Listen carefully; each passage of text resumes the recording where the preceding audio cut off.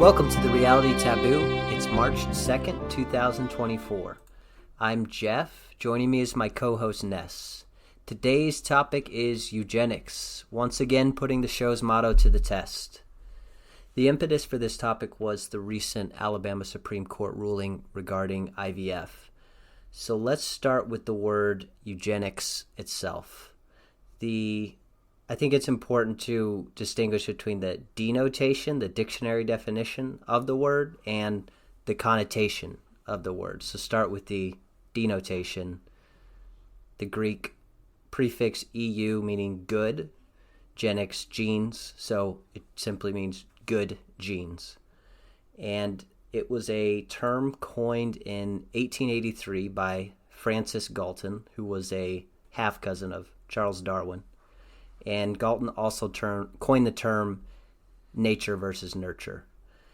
And out of curiosity, I went to ChatGPT and asked it to give me an explanation of what eugenics is. And I was pleasantly surprised by the accuracy, I would say, and objectivity. So here's what it said. Quote, eugenics is a set of beliefs and practices aimed at improving the genetic quality of a human population by selective breeding or other means. The term was coined in the late 19th century by Francis Galton, a cousin of Charles Darwin, who sought to apply principles of evolution to human society. Eugenics gained popularity in the early 20th century, particularly in the United States and Europe, as a scientific and social movement. There are two main branches of eugenics. Positive eugenics, which promotes the reproduction of individuals with desirable traits, and negative eugenics, which seeks to prevent the reproduction of individuals with undesirable traits.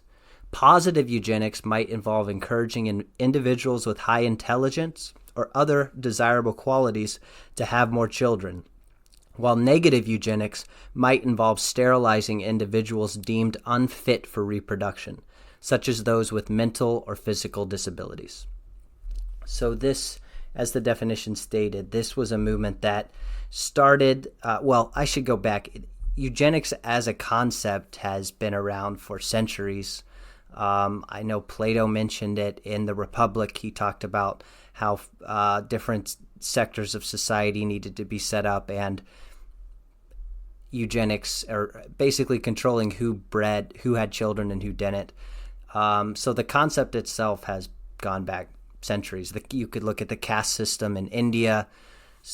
But the modern iteration of eugenics began in the late 1800s, and I would say peaked in the first 3 decades of the 20th century.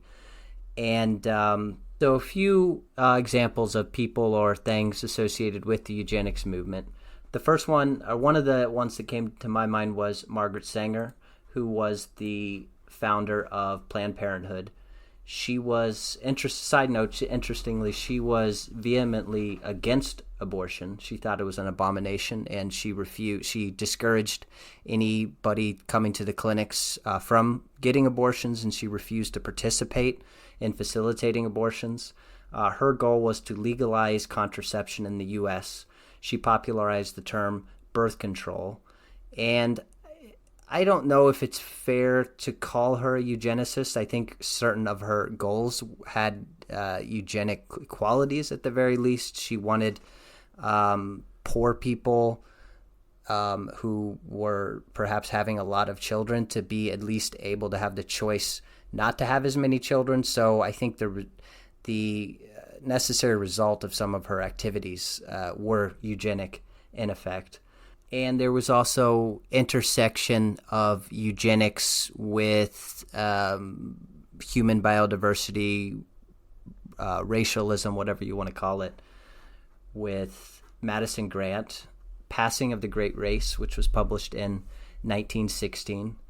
In the book, Grant advocated the sterilization of, quote, undesirables, a treatment possibly to be extended to, quote, types which may be called weaklings, and, quote, perhaps ultimately to worthless race types. He said, quote, a rigid system of selection through the elimination of those who are weak or unfit, in other words, social failures, would solve the whole question in 100 years, as well as enable us to get rid of the undesirables who crowd our jails, hospitals, and insane asylums.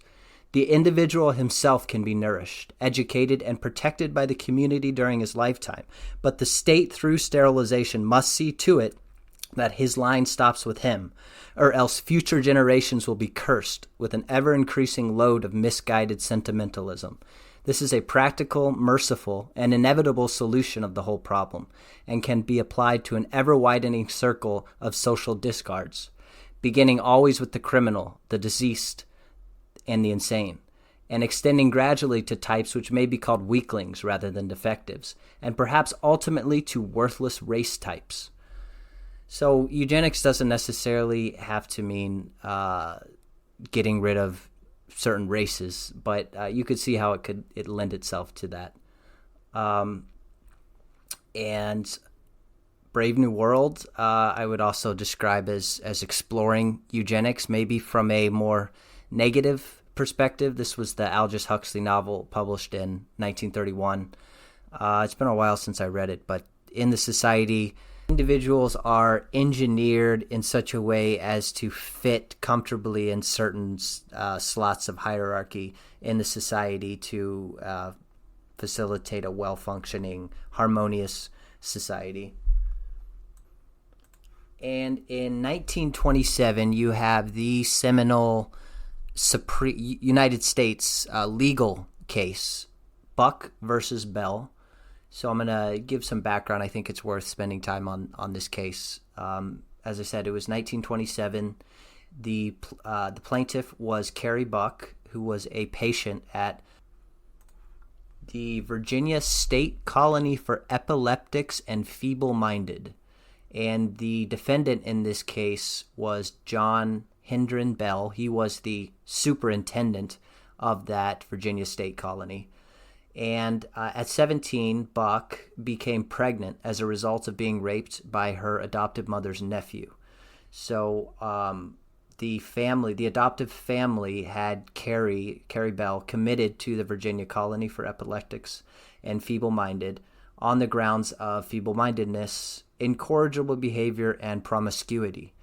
And there's some speculation that her commitment to that facility was a way to cover up the adoptive family's embarrassment at their other family member raping Carrie, and the resulting pregnancy from the rape incident. But regardless, it made its way up through the Virginia state court system and was eventually it was approved. The Virginia highest court gave it its stamp of approval, saying it was constitutional, that due process was followed, everything was on the up and up legally. And so it got appealed to the United States Supreme Court. And at that time, there were at least two of the justices were very much in the pro-eugenics, were advocates of the eugenics movement. And so those two were the Supreme Court Justice William Howard Taft, who had previously been president. I believe he's the only person to be both president and a Supreme Court justice. He had previously had expressed support for eugenics, and the justice who actually wrote the opinion was Oliver Wendell Holmes. He was definitely a eugenicist. In 1921, he said that he had no problem, quote, restricting propagation by the undesirables and putting to death infants that didn't pass the examination. So this whole case hinged on the Virginia Sterilization Act of 1924, which allowed a superintendent of various Virginia state hospitals to perform sterilization procedures on inpatients. And so that was either vasectomy on men or the removal of fallopian tubes on women. And interestingly, this Virginia State Colony was opened in 1910, and it didn't officially completely close until 2020. And so I'm going to read some quotes from the case. The quote, "The case comes here upon the contention that the statute authorizing the judgment is void under the 14th Amendment as denying to the plaintiff an error due process of law and the equal protection of the laws. Carrie Buck was described as, quote, a feeble-minded white woman. And the Act of Virginia approved in 1924 recites that the health of the patient and the welfare of society may be promoted in certain cases by the sterilization of mental defectives. And bottom line is the court upheld the statute instituting compulsory sterilization of the unfit, quote, for the protection and health of the state. And I'm going to quote the conclusion of the United States Supreme Court opinion, again written by Oliver Wendell Holmes. I think this pretty much sums up a lot of the intellectual framing or basis for eugenics. So Holmes wrote, quote, we have seen more than once that the public welfare may call upon the best citizens for their lives. It would be strange if it could not call upon those who already sap the strength of the state for these lesser sacrifices, often not felt to be such by those concerned, in order to prevent our being swamped with incompetence. It is better for all the world if instead of waiting to execute degenerate offspring for crime, or to let them starve for their imbecility, society can prevent those who are manifestly unfit from continuing their kind. The principle that sustains compulsory vaccination is broad enough to cover cutting the fallopian tubes. 3 generations of imbeciles are enough. Before we leave this court case, a couple other interesting tidbits. Number one, I know of at least one public middle school in Colorado Springs that's named after Oliver Wendell Holmes, which is kind of surprising that I can't imagine that name will be there much longer. And then number two, during the Nuremberg trials, Otto Hoffmann, who was a Nazi functionary, he cited Holmes's opinion in Buck v. Bell in his defense during the Nuremberg trials. The other legal case I wanted to discuss is the 1925 Scopes monkey trial. That's as it's popularly known. It was officially called the State of Tennessee versus John Thomas Scopes. So a little background on this case. In 1925, the Tennessee legislature passed the Butler Act, which prohibited public school teachers from denying the Book of Genesis account of mankind's origin. The law also prevented the teaching of the evolution of man from what it referred to as lower orders of animals in place of the biblical account. And there were some celebrities involved in this case. There was William Jennings Bryan, who was a famous politician from Nebraska, ran for president several times. He was the special prosecutor in the case. And then Clarence Darrow, arguably the most famous defense attorney of the early 20th century. He defended John Scopes, and the ACLU also participated in the defense. And then H.L. Mencken covered the case for the Baltimore Sun, and this was the first U.S. trial to be broadcast via radio. And later, there was a play and a movie based on the events called Inherit the Wind, definitely worth watching. And the primary, originally the first defense, I should say a lot of this court case was staged in a way. The ACLU and other groups encouraged someone to intentionally violate this Tennessee law. And so that's what this Scopes, the high school teacher, did. He knew what he was doing. He intentionally wanted to get a court case going. And so his original defense was academic freedom, and that this law violated academic freedom. But then as the case went on, they shifted their defense a little bit and started arguing that actually evolution itself was not incompatible with Christianity. William Jennings Bryan, who was the prosecution of the case, so was in support of this law, he said part of his closing argument was, quote, if civilization is to be saved from the wreckage threatened by intelligence not consecrated by love, it must be saved by the moral code of the meek and lowly Nazarene. His teachings, and his teachings alone, can solve the problems that vex the heart and perplex the world. And so all this background hopefully paints a picture that Eugenics was a very mainstream position movement. I mean, you have states passing laws on sterilization. You have the Supreme Court of the United States giving its stamp of approval for sterilization. And it's hard to imagine this was, less than 100 years ago, how dramatically things have changed. I think the biggest reason World War II can account for, and the Nazis can account for the main reason why eugenics got completely, at least for most people, was discredited and is kind of a toxic term nowadays. And so what I hope to explore in the rest of this episode is how eugenics, it hasn't gone away, and I think it's changed. And we're going to talk about how modern forms of eugenics, as we mentioned at the beginning of the show, there is broadly two categories of eugenics. There's positive eugenics and negative eugenics. And I think the negative eugenics is the one that gets all the, for lack of a better word, negative attention. But I would argue all kinds of people practice eugenics every day. The abortion is a tool of eugenics. One of the biggest reasons people get abortions is because of genetic defects of the offspring, kids with Down syndrome or propensity for diseases, all kinds of mental defects, for lack of a better word. So that's certainly a tool of eugenics. People who use IVF, who have the means to use it, are usually very concerned as to who's donating the eggs, who's donating the sperms.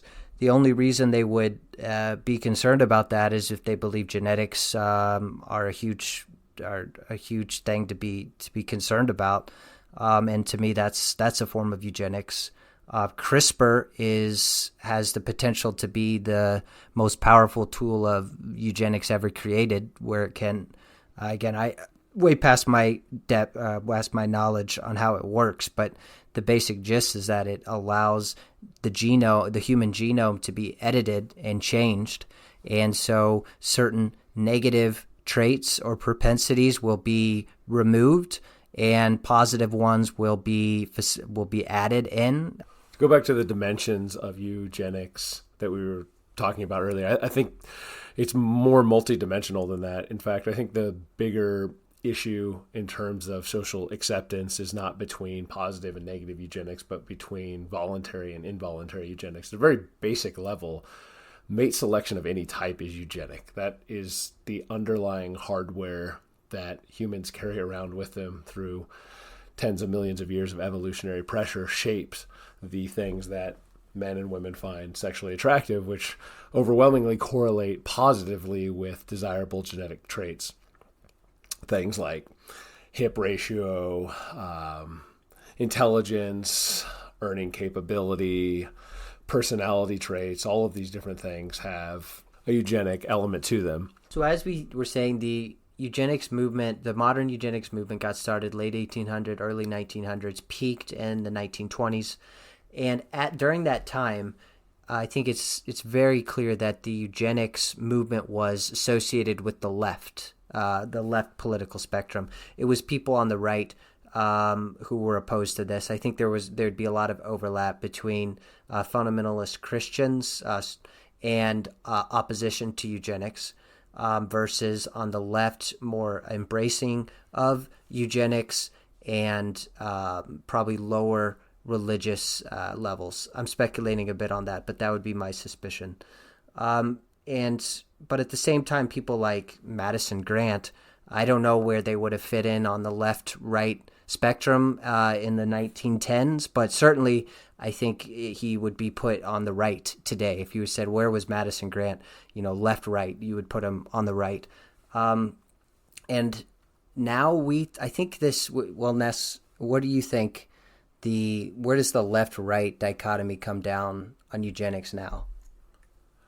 I think historically it was associated with the left, with progressivism. And then when it fell out of favor, like everything else that falls out of favor, it was then associated with the right, because that, especially post-Nuremberg regime, the status has been, if it's a leftist idea, it is good. If it's a rightist idea, then it's bad. And so we have a weird historical instance of eugenics being associated with Nazism, where, of course, the Nazis did employ eugenic practices and had a eugenic vision for the future, but it was probably less rigid, or at least no more aggressive or progressive, quote unquote, than eugenic programs in other Western nations, including the United States. I mean, the United States had mandatory sterilization laws in several states before Nazis even came to power in Germany. And Hitler referenced a lot of the United States eugenic regime as inspiration for what he implemented when he was in power. There's no obvious reason that eugenics is something that should have a negative connotation, and on an individual level, it largely doesn't. Almost anyone, even people who are professed leftists, are not going to deny that nature has a large role to play in the way that people manifest themselves. Their phenotype does not have some underlying genotypical basis. On an individual level, the place that it gets very contentious is when those individual tendencies are glommed on to racial groupings. And so it's not that people would say that, oh, this person is less intelligent than that person, but when it's this race on average is less or more intelligent than that race, that the issue politically starts to get really thorny. I'll go out on a limb and speculate that in the future, as CRISPR 2.0 progresses and the genome-wide association studies for things like intelligence, that right now there are thousands, tens of thousands of genes that are very marginally correlated positively or negatively with intelligence. And the interaction of those genes with so many other things makes it, at least at this point, pretty much impractical to say that this gene is for intelligence and that gene is not for intelligence, unless it's a severe mutation, a negative mutation in the case of something like trisomy 18 or trisomy 13, where extra genes or extra chromosomes are added, or some other rare genetic defect markers. When all of that is ironed out, worked out, and gets to the point, hypothetically, in the future where genetic editing is rather routine and is something that is widely accessible, I think that it may be something that becomes a point that the left propagates more than the right. It may find its home again on the left, because if you have the capacity for genetic engineering, then there's no reason not to mandate that governments and that state institutions effectively level the playing field by allowing poor people, disadvantaged people, people who have been historically oppressed, etc., to have subsidized access to the best genetic editing technology, so that the playing field can be leveled in a genetic sense. How do you think, though, religion plays into this? Because at least abortion, I would say, is one aspect or one tool of eugenics, and certainly the most opposition to abortion comes from the religious right. How do you see that? Do you see there being a potential roadblock to acceptance of eugenics, and specifically, let's go to gene editing? Do you think that Christianity or religion in general, it could be seen as playing God and thus impermissible? It could be seen playing as God, but that's not going to make it impermissible, because Christians and people of religious affiliation have no power to make laws, no institutional power at all, no status. So it doesn't matter if they accept it or not. And I think it is also worth pointing out that the eugenics, like eugenics versus dysgenics, well, both of those from an evolutionary perspective are better than no genetics at all. And I think that is one of the big sea changes that have happened over the preceding century, since eugenics was something that was accepted and pushed, propagated at the higher levels of society, compared to now, is that in the past it 100 years ago, fertility rates in every modernized country at the time were well above replacement, and that's no longer the case. And so now the issue, especially with involuntary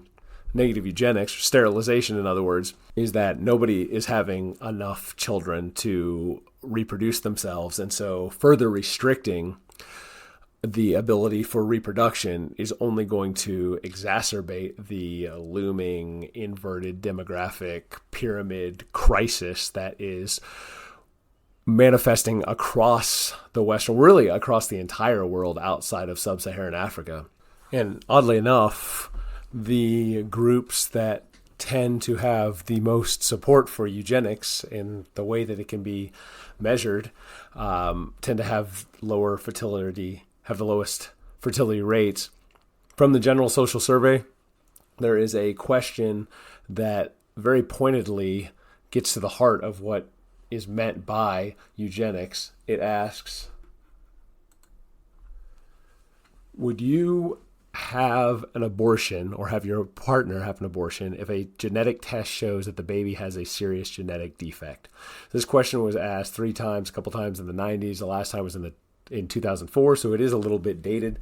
My assumption is the general pattern holds, especially when broken down by political orientation. So to that question, 54.8% of self-described liberals responded that yes, they would. 44.4% of moderates did so, and 35.3% of conservatives did so. So by that rendering of eugenics, which is getting rid of genetic defects through abortion, the left, even today, is more supportive of eugenics than the right. If we break it down by religious affiliation, Protestants, 36.2% would do so. 34% of Catholics would do so. 52.3% of those with no religious affiliation would do so, and 77.1% of religiously identified Jews would support what is effectively eugenic policy in terms of their own reproduction.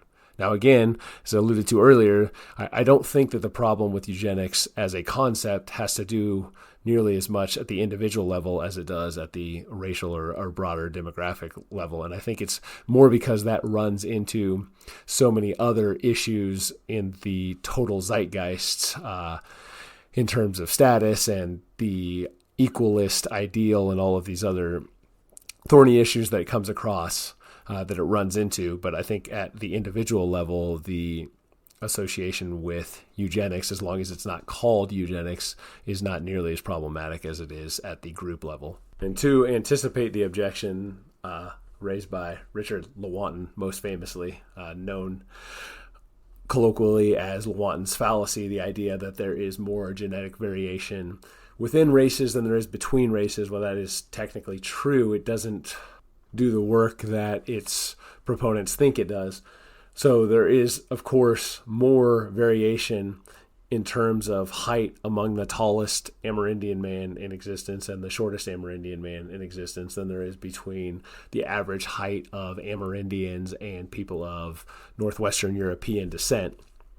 The difference between those group averages is only about 3 inches, whereas the difference between the tallest and shortest man of Amerindian descent or of Northwestern European descent is going to be measured in feet compared to the average at the group level only being measured in inches. That doesn't then mean that there is no difference in height on average between people of Northwestern European descent and Amerindians. So while that survey you mentioned about whether you would support abortion if you found out your child had a genetic defect, that's about the best social survey data we could find on eugenics without actually using the term eugenics.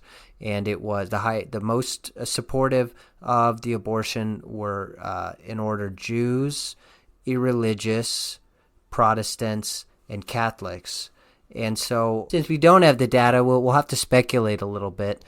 Do you think, Ness, that that same order would apply on other questions of eugenics or eugenics in general? And I know that the term itself has been poisoned, so if you were able to ask people about whether they support in effect is eugenics without using that term, do you think that same order would apply? Jews, irreligious, Protestants, Catholics?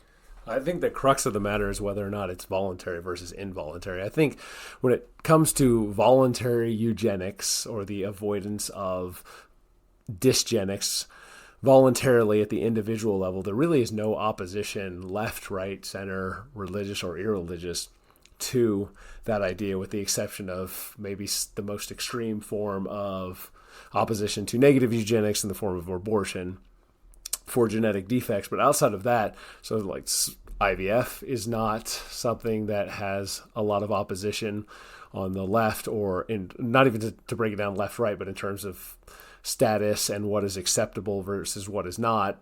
Eugenics, again, voluntarily at the individual level in the form of IVF or sperm donation or any of these other things, is totally acceptable in the modern Western world. And so I don't think there's any opposition to eugenics, or the idea of what eugenics is getting after in that case. Where the opposition comes in hot and heavy is in the case of involuntary eugenics. So that would be like forced sterilization on the negative side, and then I suppose like forced propagation on the positive side, maybe forced sperm donation for people who have high intelligence or have low impulsivity, high time preference, whatever the case might be. I think forcing people to give up sperm, or forcing people to donate eggs, or correspondingly precluding people who have negative traits from being able to reproduce. I think that's where the strong association, negative association with the idea of eugenics comes in. You alluded to CRISPR not being sophisticated enough yet to be used certainly by everyday people. I think that is changing, though. In 2018, there was a Chinese scientist who used CRISPR, used gene editing to remove I'm way out of my depth as far as the technical aspects of it, but he essentially took HIV parents and used IVF and allowed them to have twin girls, and was able to remove that gene that put the girls at risk of having HIV. And so that these HIV positive parents were able to have twin girls that didn't have any HIV. And from what we can tell, it was successful. And it's hard to tell with the Chinese Communist Party what their true motivations are, of course. But supposedly this was not sanctioned by the Chinese government, and they charged they indicted this scientist. But I think 2018, that's going to be it seems like that's a hinge point, and who knows how fast the technology will progress. But it seems like it's at least making progress. Yeah, I think that's a possibility, but I'm a little skeptical. I don't think in the case of something, an easily identifiable gene like that something could also be whittled away or avoided through current IVF procedures. And we don't even know if that's going to be successful or not. And again, the big change for gene editing, or the watershed moment for gene editing, will not come when the capacity to do it or not is there, which we're already there. We're to that point now where the genetic editing can occur. But as we mentioned earlier, that genetic editing, we really it's not so much that we lack the technology, it's that there is a lack of understanding in terms of what genes correlate to what desirable traits. Again, it's easy to identify specific genes that have huge negative mutational associations, like single genes that cause people to be missing limbs or have an extra chromosome that results in severe retardation and that sort of thing. But in terms of, does this A and this T, this G, this C, how do these correspond at various spots in terms of intelligence, that we're not even close, or at least publicly, the data that's publicly available, not even close to being able to do anything with the editing technology that we have, because the knowledge and the consequences of selecting various genes for a very, very marginal association with this or that positive trait are not understood well enough to negate the risk that they may be causing some other negative association that is not as well understood. If we think about it in terms of computer coding, for example, it is a lot easier to look at a line of code and remove some issue that is causing obvious problems than it is to go change some bit of existing code to putatively make some process better without disrupting a lot of the underlying code that it refers to if you don't understand the entire code base. And so it's a lot easier to remove specific bad pieces of coding, bad pieces of genetic material, than it is to build positive genetic material one base pair at a time.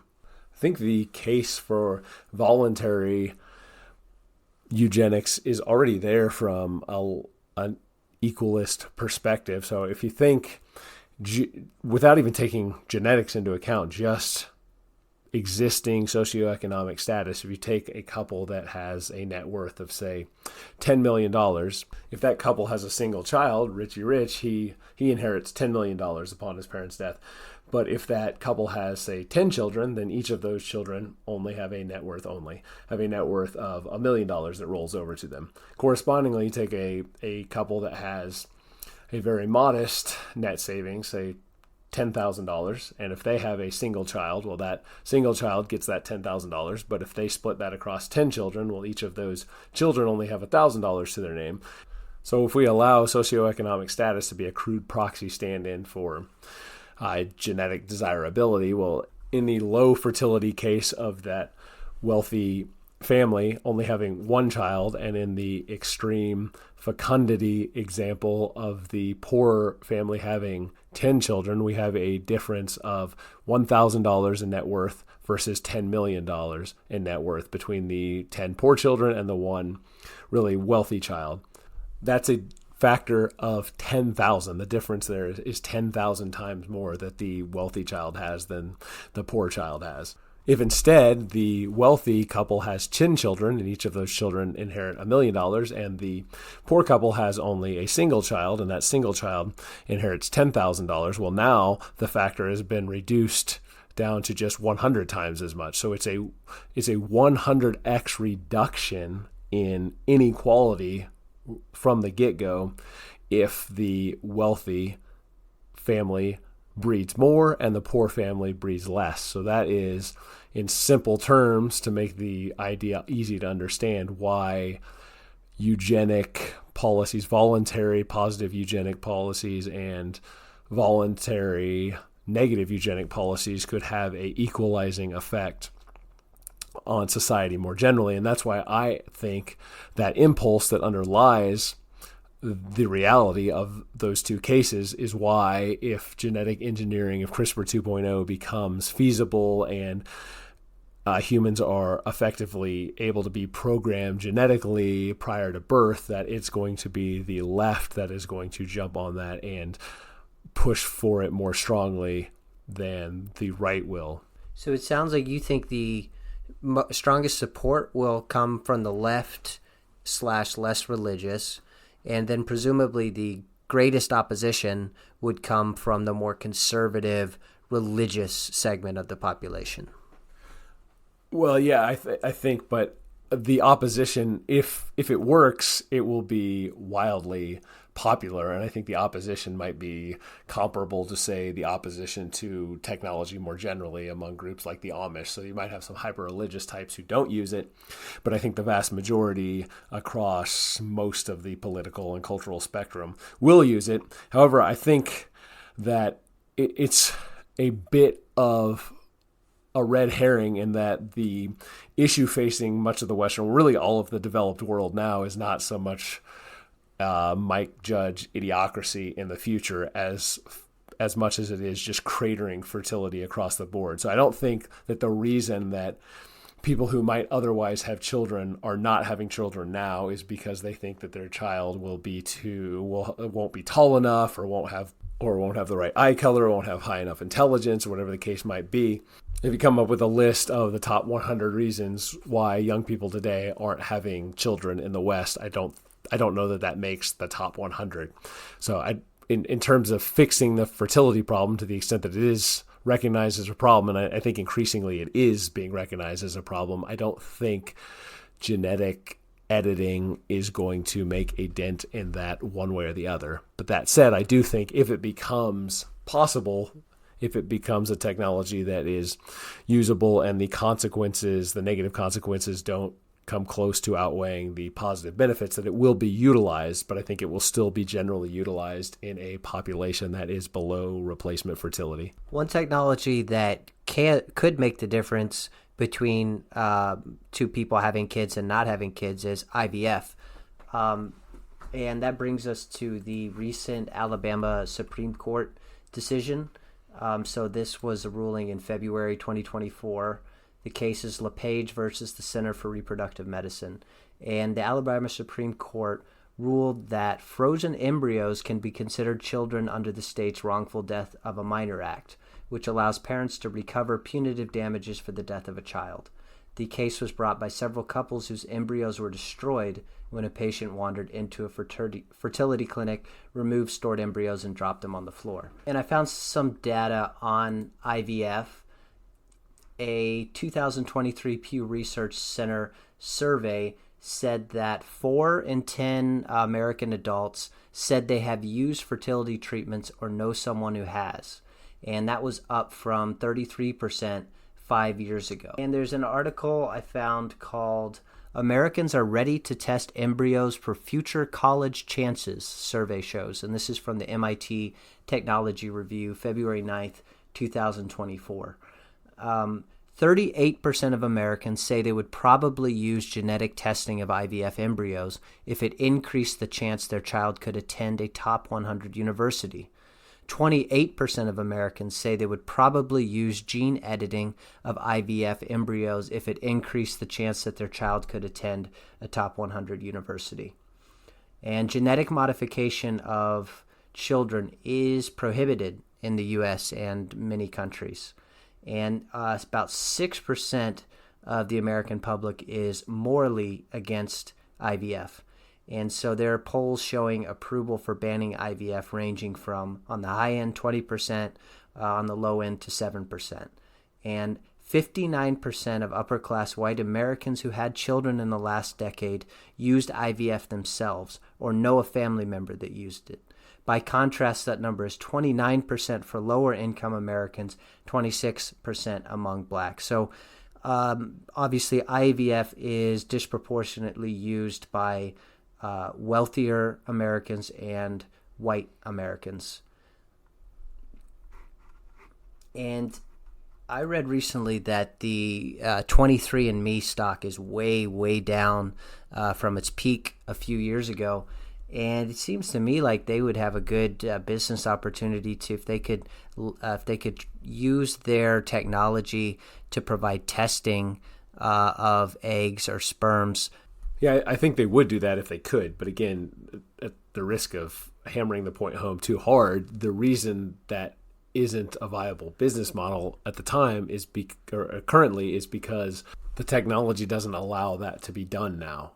The ability for IVF and for the quad marker genetic screening, for example, that you have, that's pretty common now for women who are pregnant to take, it will identify severe genetic abnormalities reliably. And so those fetuses, or in the case of IVF, those fertilized eggs, can be discarded or not implanted because the genetic marker is so clear for what the undesired outcome is. But in the case of college applicability or college acceptance, I mean, that's all hypothetical conjecture. It's fantasy now. There is no genetic test that can even come close to reliably telling aspiring parents whether or not their child that has not even been implanted yet in the uterus is going to be able to go to college or not, beyond, say, for example, if the child has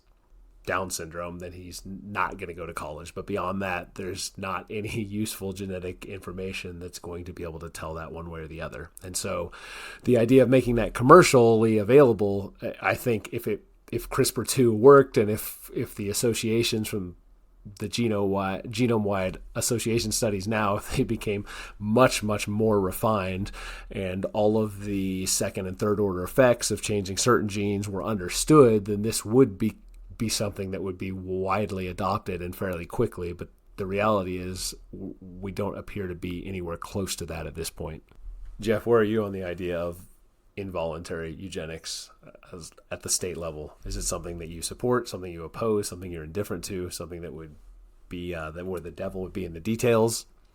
Yeah, devil in the details. I could say on the extreme end, if you have someone who's just a complete monster, murderer, rapists, and they were going to be in a position where they could propagate and have children, I would at least be open to involuntary sterilization of that individual to ensure that they don't propagate, because unfortunately, or maybe not, just the reality is that a lot of those negative traits are genetic. And so yes, I would not rule out involuntary sterilization in some circumstances, but it would be something that would be need to be heavily regulated, and certainly not something that's ubiquitous.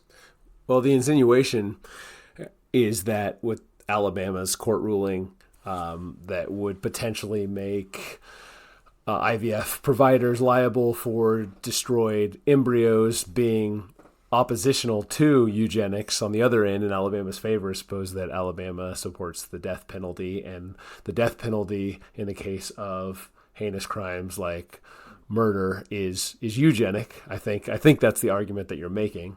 Yeah, that's a good point. I didn't think about it like that, but it has the same effect. If you kill someone versus sterilize them, either way, they're not going to reproduce. Yeah, if you kill someone, you are sterilizing them, among other things. Yeah. How about you? How do you feel about involuntary sterilization? My sentiments are definitely libertarian at heart when it comes to these sorts of things. In the past, maybe I could have begrudgingly made an argument for giving the state the ability to try to nudge people in the direction through the use of incentives for more positive eugenics and more negative eugenics as well, say like child tax credits that are, instead of being progressive in nature like much of the rest of the tax code is, are in fact regressive in nature, where the more you make, the larger the tax credit you get for having a child is. But again, I think you can sell that on the rhetorical grounds that have nothing to do with biology that I mentioned earlier when we were talking about the example of the wealthy couple having a lot of children and the poor couple having fewer children, and how that reduces social inequality down the road. But now, after the whole COVIDian nightmare, the last 3 or 4 years, I mean, now my opposition to the state at any level getting anywhere near any of this in terms of mandating either positive or negative eugenic, quote unquote, is something that I am definitely opposed to, because it's not hard anymore. Maybe in the past it would have seemed a little bit ridiculous, a little bit sensational to argue that, say, heterosexual men with conventional views on morality and the historic composition of the United States, the idea that they would be precluded, that they would be identified simply for, say, posts that they liked on social media as being violent extremists, and so therefore should not be allowed to have children. I think we're not that far from that being the case if the